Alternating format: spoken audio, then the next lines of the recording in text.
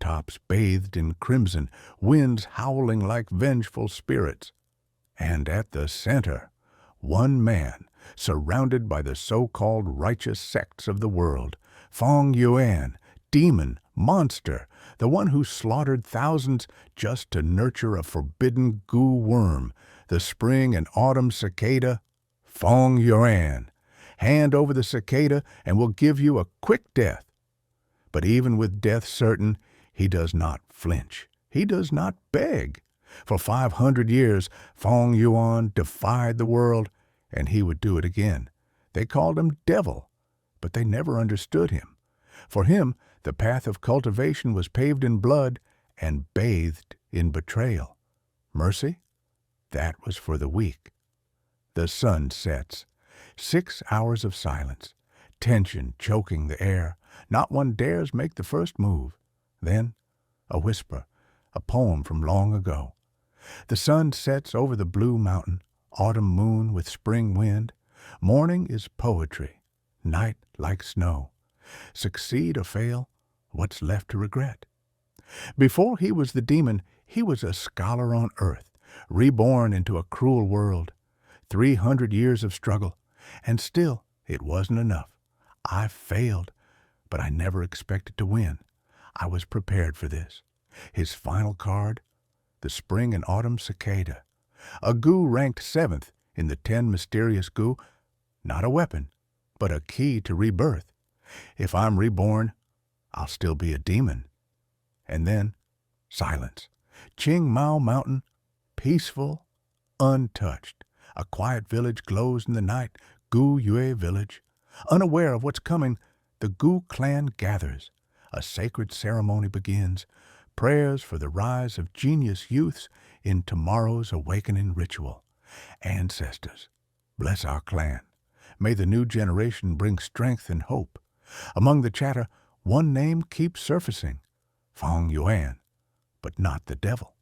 A boy. Brilliant, sharp, raised by an uncle after his parents' death. A genius in the making.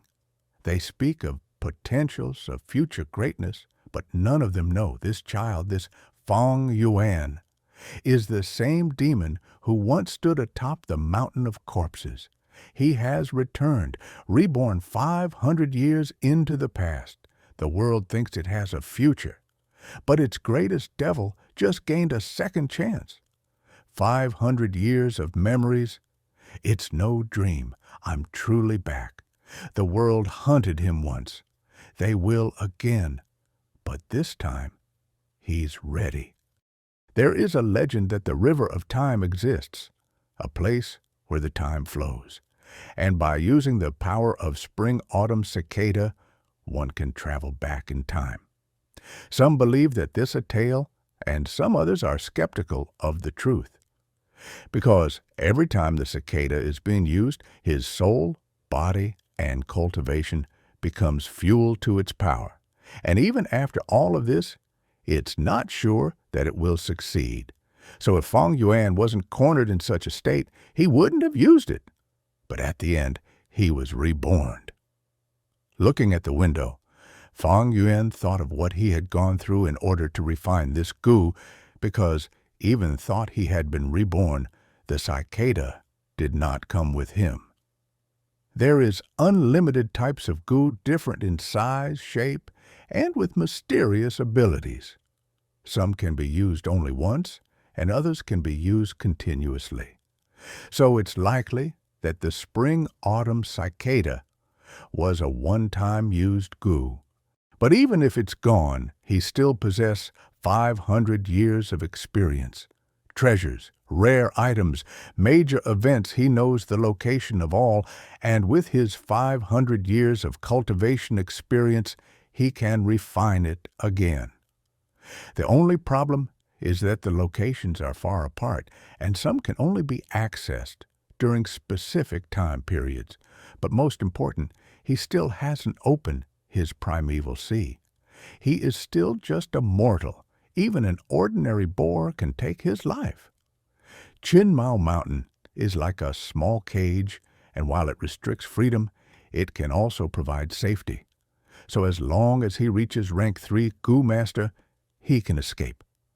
While he was still deep in thoughts, the door opened and his brother came in.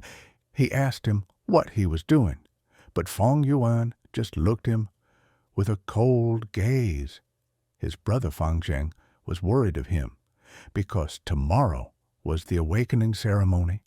But still, he wasn't surprised of his brother's coldness, because even though they were born from the same womb at the same time, his brother was a genius and him was just ordinary. He felt like a giant stone was pressing on his heart, making him lower his head and become silent. Worried. At the thought of his aunt and uncle, Fang Yuan laughed silently. He could still remember how both of his parents died in a clan's mission.